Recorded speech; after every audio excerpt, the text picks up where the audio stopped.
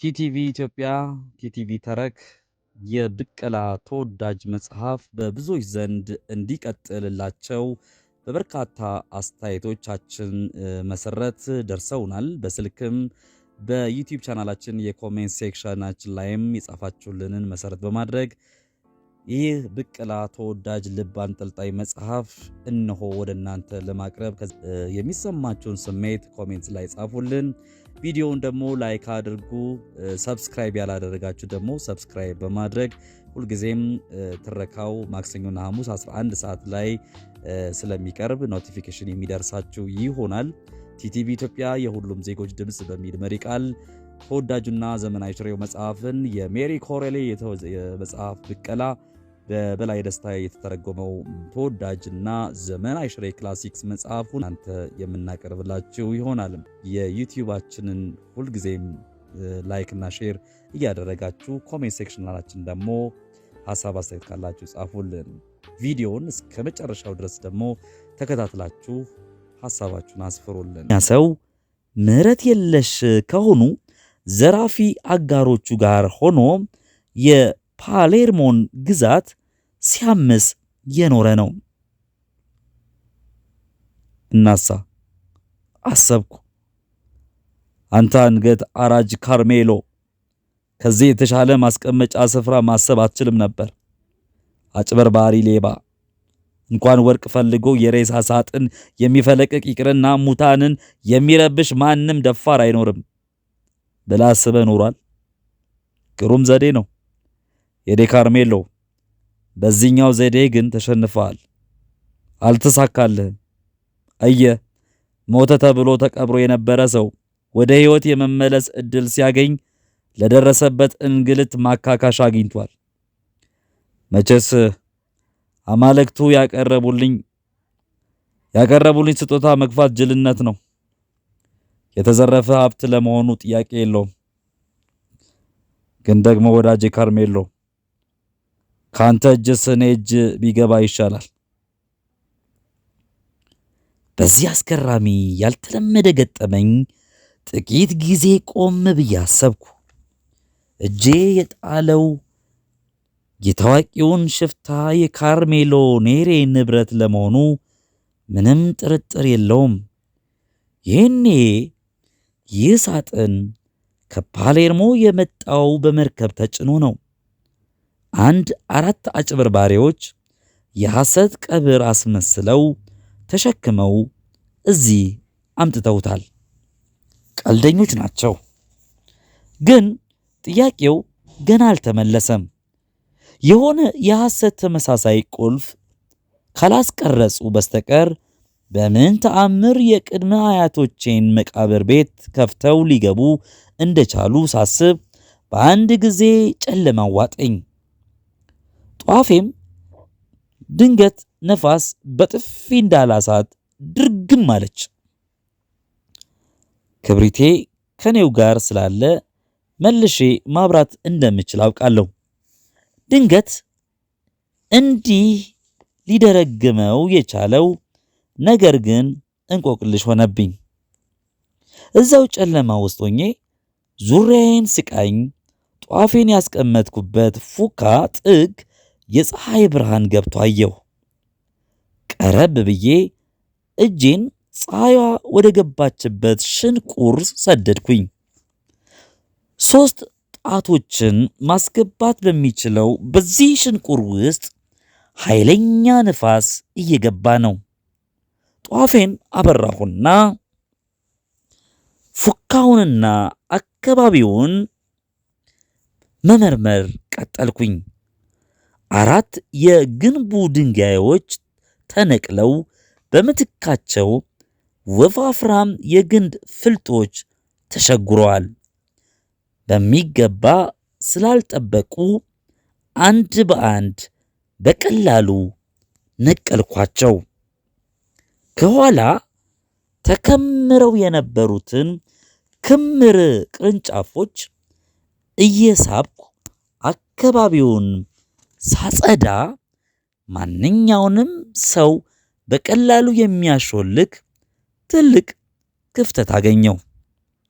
ባገኘሁት ነፃነት ልቤ እስክትፈርስ ዘለለች። ሾልኬ ወጣውና ዙሪያዬን ተመለከትኩ። ክብር ምስጋና ለፈጣሪ ይሁን። ወገግ ያለው ሰማይ ታየኝ።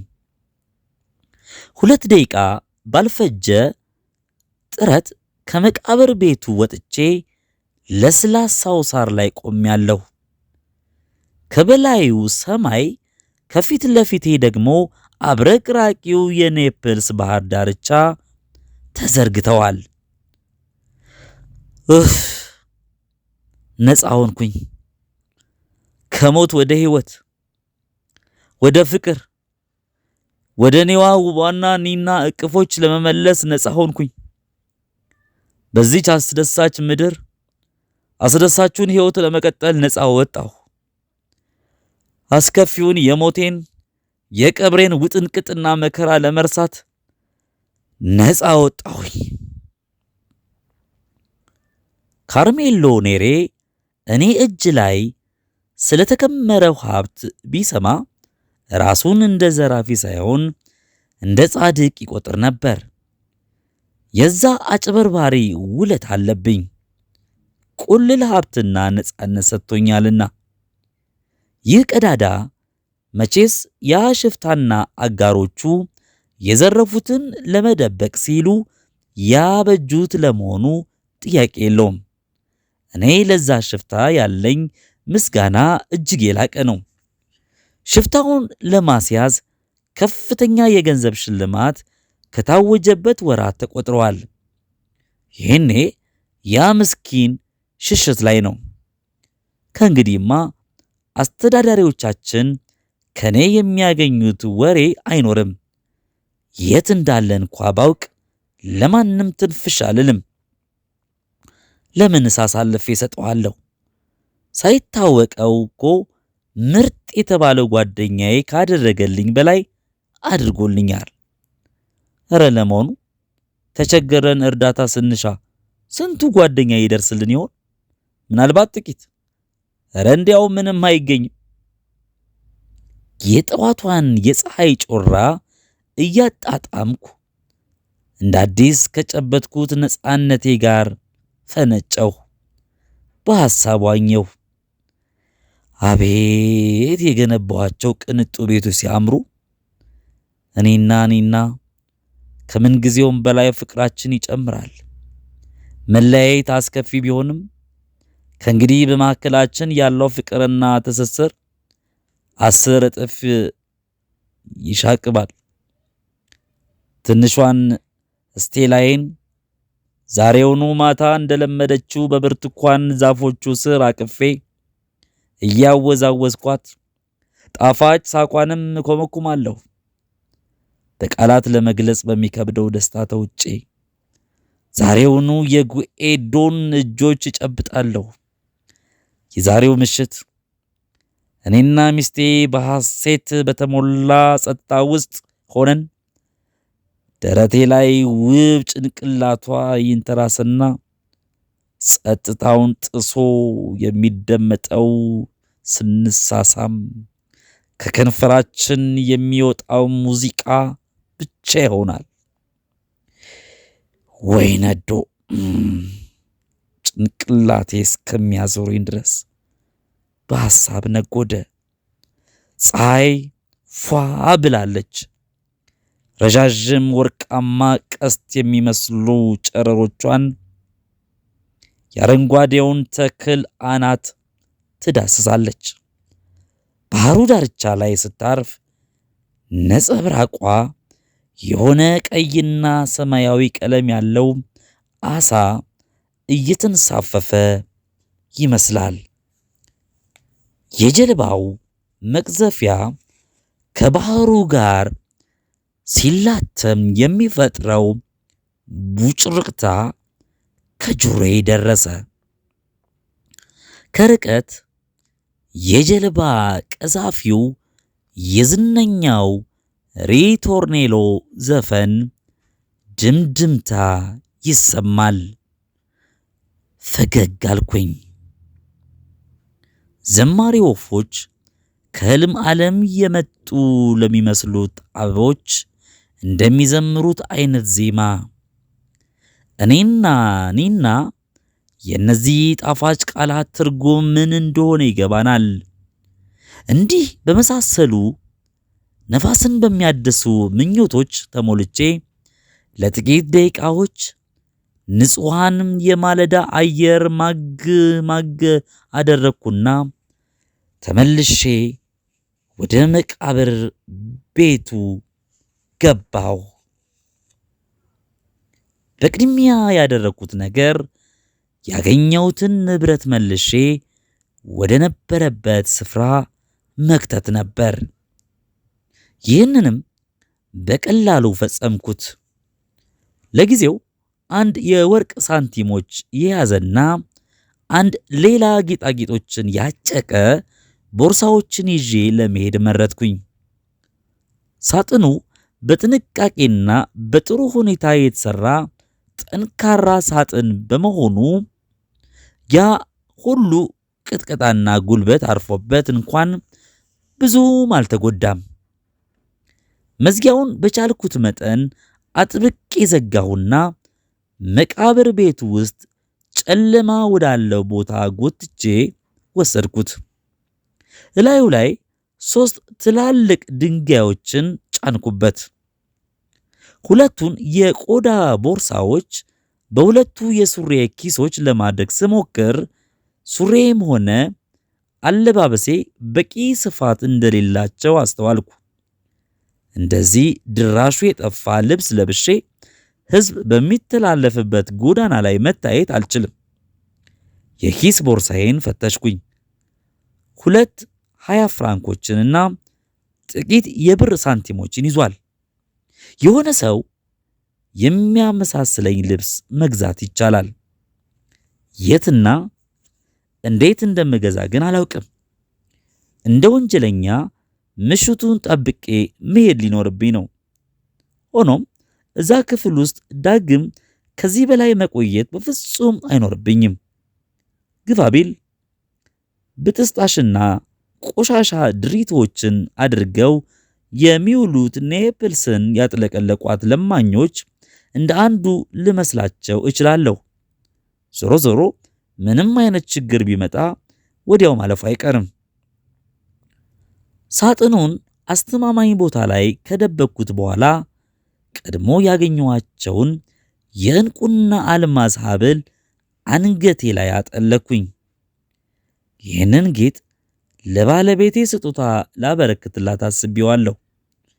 በመጨረሻም በቀዳዳው ሾልኬ ወጣሁና ልክ እንደነበረው ግጥም አድርጌ በግንዶቼ ዘግቼ ቅርንጫፎቹን አለበስኩት።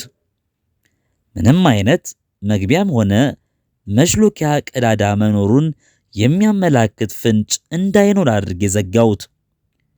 መጀመሪያም በግሩም ብልጠት እንደተሰረሰረ ያስታውቃል። አሁን ወደ ከተማ ከመሄድ ውጪ እዚህ የቀረኝ ነገር የለም። ከተማ ደርሼ ማንነቴን አሳውቃለሁ። ምግብና ልብስ አገኛለሁ። ከዚያም በፍጥነት ወደ መኖሪያ ቤቴ እሄዳለሁ። በየትኛው አቅጣጫ መንቀሳቀስ እንዳለብኝ ለመወሰን አንድ ትንሽ ኮረብታ ላይ ቆሜ ዙሪያ ገባውን ቃኘሁ። መቃብር ስፍራው ከኔፕልስ ወጣ ብሎ ስለሆነ የተቆረቆረው ኔፕልስ በግራዬ ትታየኛለች።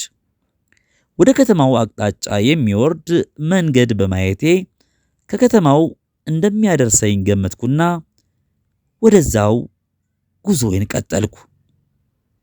አሁን ረፋድ ሆኗል። እግሬ ባዶ በመሆኑ እንደ በረሃ አሸዋ የጋለው አፈር ውስጥ እየሰመጠ አስቸገረኝ። ፀሐይዋም የተጋለጠ አናቴን ልትበሳው ደርሳለች። ይሁን እንጂ እነዚህን ነገሮች ከቁብ የምቆጥርበት ጊዜም አልነበረኝም። ምክንያቱም ልቤ በደስታ እየፈነጠዘ ነበር። እንደ መዝፈንም ቃጣኝ። ኒናዬስ እጅና እግሮቼ በድካም ዝለዋል። ዓይኖቼም እንዲሁ። ከባድ ራስ ምታትም ይወቅረኛል። አልፎ አልፎ ደግሞ የሆነ ቅዝቃዜ ሽው ብሎ መጥቶ ሰውነቴን ቀዶ ያልፍና ጥርሴን ያንቀጫቅጨዋል። ያው እነዚህ ህመሞች ያሳለፍኩት ህመም ውጤቶች እንደሆኑ አድርጌ ተቀብያቸዋለሁና ከቁብም አልቆጠርኳቸውም። በአፍቃሪዋ ባለቤቴ ትንሽ ሳምንታትን በእንክብካቤ ባሳልፍ ሙሉ ለሙሉ ወደ ነበርኩበት ጤንነት እንደምመለስ እያሰብኩ ቆፍጠን ብዬ መራመዴን ቀጠልኩ። ለተወሰነ ርቀት አንድም መንገደኛ አላገኘውም ነበር። በኋላ ላይ ግን አንድ የወይን ፍሬ የጫነ ሰረገላ አጋጠመኝ። ሰረገላ ነጂው መቀመጫው ላይ ሆኖ እንቅልፉን ይለጥጣል። ጎታቹ ድንክ ፈረስ መንገዱ ዳር ላይ ያለውን ለምለም እጽዋት ሁሉ አለፍ አለፍ እያለ እየነጨ ያዘግማል። በሁኔታው የተደሰተ ይመስል የአንገቱን ቃጭል ያንቃጭላል። ሰረገላው ላይ ያሉት ፍሬዎች አጓጉኝ። ተርቤም ተጠምቼም ስለነበር የተኛው ጎጂ ትከሻ ላይ እጆቼን ጣል አደረኩበት። በርግጎ ተነሳ። ሲያየኝ ከተገቢ በላይ ደነገጠና ፊቱ ተለዋወጠ። ከሰረገላው ላይ ዘሎ ወርዶ አፈሩ ላይ ተደፋና ሕይወቱን እንዳላጠፋ በቅዱሳኑ ስም ተማጸነኝ። አሳቀኝ። ፍርሃቱ በጣም የተጋነነና ያልተገባ መስሎ ታየኝ። ድሪቶ ከመልበሴ ውጭ ያን ያህል የሚያስበረግግ ምን ነገር አይቶብኝ መሆኑ ግራ ገባኝ። ሰውዬ ተነሳ እንጂ አልኩት። ከትንሽ የወይን ፍሬ በስተቀር ካንተ የምፈልገው ነገር የለኝም። እሱንም ቢሆን ከፍዬ ነው መውሰድ የምፈልገው አልኩትና ትንሽ ገንዘብ ልሰጠው እጄን ዘረጋውለት። ካፈሩ ላይ ተነስቶ በፍርሃት እየተንቀጠቀጠና በጥርጣሬ እየተመለከተኝ አንዲት ቃል ሳይተነፍስ ከወይን ፍሬው ሰጠኝ። የሰጠውትን ገንዘብ ኪሱ እንደከተተ ሰረገላው ላይ በጥንቃቄ ወጥቶ ያንን ምስኪን ድንክ ፈረስ በሌለ ኃይሉ እየገረፈ ብን ብሎ ጠፋ። ስለ እውነቱ ለመናገር ከሚሽከረከሩት የሰረገላው ጎማዎች በቀር አተኩር ያየሁት ነገር አልነበረም። የሰውየው ፍራቻ ግን በጣም አስገርሞኛል። ምን መስዬ ታይቼው ይሆን? የሙት መንፈስ ወይ አደገኛ ሽፍታ? ብቻ አስደንቆኛል። የወይን ፍሬዎቹን ቀስ እያልኩ እንደ ሚዝናና ሰው አጣጣምኳቸው። እንደ ምግብ እንደ ወይንም ስለሆነ ያገለግሉኝ በጣም ጣፍጠውኝ ነበር። ወደ ከተማው ስጠጋ ገበያተኞች፣ በረዶ አዟሪዎች እንዲሁም ሌሎች በርካታ ሰዎች ቢያጋጥሙኝም አንድም ሰው ግን ከቁብ የቆጠረኝ የለም። ጭራሽ በኔው ብሶ ሰው እንዳይጠጋኝ እሸሽ ነበር። ከተማው መሃል ስደርስ በርካታ ሱቆች ወዳሉበት ስፍራ ሄድኩኝ። መንገዱ ጨለምለም ያለ ከመሆኑ ባሻገር አስቀያሚ ሽታ የሚተነፍግበት በመሆኑ በውስጡ ለመራመድ የሚፈታተን ቢሆንም ብዙም ርቄ ሳልሄድ የፈለኩትን ሱቅ አገኘው። ሱቁ መስኮቶቹ የተሰባበሩና በከፊል ያረጀ ሆኖ ውስጡም ሆነ ደጃፉ ላይ ልክ እንደ ቤቱ ያረጁ ልባሽ ጨርቆች ለሽያጭ ቀርበውለታል። እንዲህ አይነቶቹ ሱቆች በአብዛኛው ረጅም የባህር ላይ ጉዞን ያሳለፉ መርከበኞች የተለያዩ ቁሳቁሳቸውን በገንዘብ የሚቀይሩባቸው ሱቆች ናቸው። እናም በእነዚህ ያረጁ ጨርቆች መሃል እንደ ባህር ሼሎች፣ አለቶች፣ ጨሌዎች የመሳሰሉ ብርቅዬ ዕቃዎች እንዲሁም ሰንሰለቶች፣ ካካዋ ቅርፊት የተሰሩ ኩባያዎች፣ ሳህኖች፣ የደረቅ ቅሎች፣ ቀንዶች፣ ማራገቢያዎች፣ የደረቁ በቀቀኖች፣ የድሮ ሳንቲሞች፣ ከእንጨት የተጠረቡ አስቀያሚ ቅርጻ ቅርጾችና ናንኪን አይነት ያልተለመዱ ነገሮች ይገኛሉ። አንድ የናፖሊ ሰው የሚመስል ሽማግሌ ደጃፉ ላይ ተቀምጧል። ጠየም ያል ብሎ የተሸበሸበው ፊቱ ላይ በግልጽ ይነበብ የነበረውን ያለፈ ታሪክ ጊዜ አለመቀበሉና ጭርሱኑ ማንም እንዳያነባቸው ለማድረግ ፍቆ ለመደምሰስ እየጣረ መሆኑ ይታየኛል። ፊቱ ላይ ምናልባት ሊነበብ የሚችል የቀረው ነገር ቢኖር ጥቋቁርና ጨሌ ቅርጽ ያላቸው አይኖች ብቻ ናቸው። ወደ እርሱ ቀረብ ስል አየት አደረገኝ። እንዳየኝ እርግጠኛ በሆንም እርሱ ግን ያላየ ለመምሰል ቀጭኑን ጎዳና አሻግሮ ሰማዩ ላይ አይኑን ተከለ። ሰላምታ ሰጥቼ ንግግር ስጀምር ዞር ብሎ በትኩረት አጠናኝ። ከሩቅ መንገድ መምጣቴ ነው ያን ሁሉ ገጠመኝና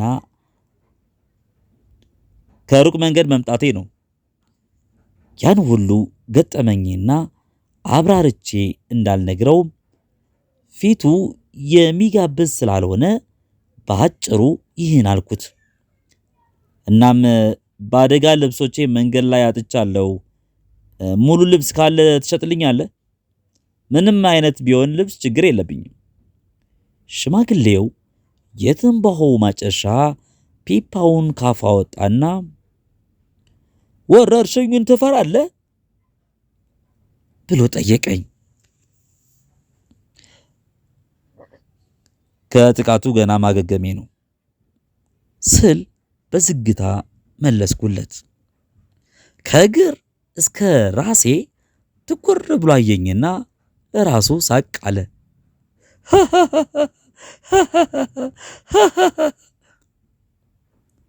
ስላቅ በሚመስል ሁኔታ እየሳቀ አልጎመጎመም። ጥሩ ነው፣ እጅግ ጥሩ ነው። እንደው እኔው የማይፈራ አገኘው ማለት ነው። እኛ ፈሪ አይደለንም፣ ቅዱሳንንም አናማረርም። እነሱ ምን ያድርጉ? ወረርሽኙን ላኩልን። ግሩም ወረርሽኝ ነው። እኔ ከልቤ ወደዋለሁ። ከአስክሬን ላይ እያወለቁ የሚያመጧቸውን ልብሶች በሙሉ ገዛለሁ። በሚገርም ሁኔታ ደግሞ ልብሶቹ በጣም ግሩም ናቸው። ማጠብ፣ መተኮስ ብሎ ነገር የለም። እንደመጡ ነው የምሸጣቸው። ምን ችግር አለው? ግን ሰዎች መሞት አለባቸው። እንዲያውም ፈጠን እያሉ ቢሞቱ የተሻለ ነው። የምችለውን ያህል ፈጣሪን ለማገዝ እጥራለሁ። ሽማግሌው ይህን በድፍረት ተናግሮ አማተበ። ቁልቁል ወደ ተቀመጠበት ስመለከተው ከነቆሻሻ ንግግሩ አጸየፈኝ። እዛ መቃብር ቤት ውስጥ ያን ምንነቱ የማይታወቅ ነገር በእጄ ስነካ የተሰማኝ መጸየፍ አይነት ዳግም ተሰማኝ። በል እንግዲህ ልብሱን ታመጣልኛለህ ወይስ ሐሳብ ምንድን ነው አልኩት ጠደፍ ብዬ። እሺ ብሎ ከተቀመጠበት ፈጠን ብሎ ተነሳ። አጭር ሰው ነው። በእድሜና በጉስቁልና ሳቢያ ከመጉበጡ የተነሳ ወደ ጨለማው ሱቅ እየተጎተተ ሲገባ ሰው ሳይሆን የጎበጠ ቅርንጫፍ ይመስል ነበር። ና ግባ፣ ና ወደ ውስጥ ግባና የምትፈልገውን ምረጥ። የቱ ይሻልሃል? ይሄ የምታየው እጅግ የተከበረ ሰው ልብስ ነበር። እንዴት እንደሚያምር ይታያል። የጡጡ ጥንካሬ ይገርማል። የእንግሊዝ ሥራ ነው። ይህን ለብሶ የነበረው እንግሊዛዊ እንዴት ያለ ጠንካራ የእንግሊዝ ጌታ ነበር መሰለ። ቢራና ብራንዲ እንደ ውሃ ጭልጥ የሚያደርግ ባይገርም ብራንዲ እንዲጨምሩለት እየጠየቀ በመሞቱ ተበሳይቶ ፈጣሪን እየተራገመ ነው የሞተው። ግሩም አሟሟት ይሉሃል። እንዲህ ነው ልጄ። አከራይቶት የነበረው ሰው ነው ይህን ልብስ ይዞ መጥቶ በ3 ፍራንክ የሸጠልኝ። ላንተ ግን በ6 ፍራንክ እሸጥልሃለሁ። ተመጣጣኝና በቂ ትርፍ ነው አይመስልህም? ድሃ ሽማግሌ ስለሆንኩኝ መጦሪያዬን መስራት አለብኝ ብዬ ነው። ልብሱን አውርዶ ሲሰጠኝ ወደዛ ገፋሁትና አይሆንም፣ እኔ ስለ ወረርሽኙ የሚጨቀኝ ነገር የለም። በብራንዲ ተነክሮ ከሞተ የእንግሊዝ ሰው የተሻለ ነገር ፈልግልኝ። ይህን ከምለብስ አንድ ምስኪን ሰው ቀጣጥሎና ጠቅሞ የሚለብሰውን ድሪቱ ብለብስ ነው የሚሻለኝ። ሽማግሌው የደረቀ ጉሮሮው ውስጥ የቆረፈደ የሳቅ ድምፅ አሰማ። እሺ ጥሩ አለ ሳቁን አስከትሎ። በፍላጎትህ እስማማለሁ። ሽማግሌ ብትሆንም ደስተኛ መሆንን የሚያስደስተኛል። አየህ፣ ለደስታ ስንል ሁሌ መሳቅ አለብን። ምን ችግር አለው? ሞት እኮ ይስቃል። አፈር የበላው የራስ ቅል አይተህ ታውቃለህ? ሁሌም እንደሳቀ እኮ ነው።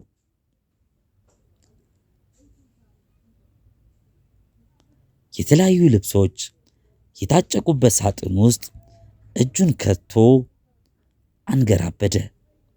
በጸጥታ አጠገቡ ቆሜ እስኪያወጣ እየጠበቁ ሳለ ግን አንድ ነገር ራሴን መታኝ። ሽማግሌ ብትሆንም ደስተኛ ነህ ያለው አባባሉ ግራ አጋባኝ። እኔን ሽማግሌ ሲል ምን ማለት ፈልጎ ነው? አይኑ ደክሟል አሊያም እድሜው ስለገፋ ተጃጅሏል ማለት ነው ብዬ አሰብኩ። ድንገት ካጎነበስኩበት ቀና ብሎ ተመለከተኝ። የወረርሽኙን ነገር ስናወራ አለ። ሁሌም ማስተዋል አልችልም። ትናንት ወረርሽኙ የጅል ስራ ነው የሰራው። በጣም የሞኝ ስራ። በዚያ አካባቢ የምታውቀውን ባለጸጋ ሰው ወሰደ። እንዴት ያለ ጠንካራና ቆራጥ ወጣት ነበር መሰለ። ሲያዩት እኮ የሚሞት አይመስልም። ምን ዋጋ አለው? ገና በማለዳው አጅሬ አጣድፎ ለከፈው። ፀሐይ ከመጥለቋ በፊት እዛ ኮረብታው አናት ላይ ካለው ቀዝቃዛና አስቀያሚ መቃብር ቤት ውስጥ በሳጥን ታሽጎ ተከተተ። ሲያልቅ አያምር አሉ። ገና ወሬውን እንደሰማው የጨከነች መሆኗን ለድንግል አሳስቢያታለሁ። እሷ ርኅሩህና ሚዛናዊ ነች። ፍቅርና ሐዘን ይመልሳታል። ተመልከቺ ድንግል፣ እኔ የፈጣሪና የወረርሽኙ ወዳጅ ነኝ። ግን እዚህ ላይ ሁለቱም ተሳስተዋል። ፋቢዮ ሮማኔን ወስደዋላ። ክዋልኩ። ወዲያው ግን ያልደነገጠ ለመምሰል ራሴን ተቆጣጠርኩና በሚገባ አልኩ፣ ምንም ደንታ እንዳልሰጠው ሰው ሆኜ። እስቲ እንዳው በፈጠረ እሱ ማን ስለሆነ ነው እንደ ሌሎች ሰዎች መሞት የማይገባው አልኩት። ሽማግሌው ካጎነበሱበት ቀና ብሎ በነዛ ጥቋቁር አይኖቹ ትኩር ብሎ ተመለከተኝና ማን ስለሆነ ነው እሱን ያልከው? በአሰቃቂ ድምፅ ጮኸብኝ። ዋ ሰው መሆን ኔፕልስ እንደሱ ያለ ሰው ደግማ ላታገኝ ትችላለች። ስለ ባለጸጋው ሮማኔ ምንም አታውቅም ማለት ነው? አየህ፣ እኔ በሕይወት መኖሩን ነበር የምመኝለት። ብልህና ቀጥተኛ ሰው ነበር። ብዙ ጊዜ በመቶዎች ገንዘብ እያወጣ ሲመጸውት አይቼው አውቃለሁ። ለነገሩ ሲያገባም አይቼዋለሁ። ይህን ተናግሮ ወዲያው ገጽታው ወደ ክፋት ተቀያየረ። ኤዳ ሚስቱን ግን እጠላታለሁ። ቆንጅና ቢኖራትም ልክ እንደ ነጭ እባብ ለስላሳ መርዝ ነች።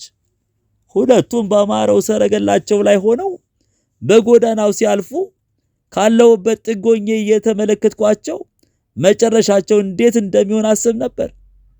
እርሱ ወይም እርሷ ማናቸው ድል እንደሚያደርጉ እከታተል ነበር። እንደኔ ከሆነ ግን እርሱ እንዲያሸንፍ ነበር የምመኘው። እንግደላት ብሎ ቢያማክረኝ ሳላንገራግር አግዘው ነበር። ዳሩ ምን ያደርጋል፣ ቅዱሳኑ በዚህ በኩል ተሳስተዋል። ነገሩ ሌላ ሆነና ነው እስከ ወዲያኛው ተሰናብቷል። ያቺ የሰይጣን ቁራጭ ግን አሁን ሁሉን ነገር የግሏ አድርጋለች። አወይ ጊዜ! ፈጣሪና ወረርሽኙ አሁን ገና የሞኝ ሥራ ሰሩ።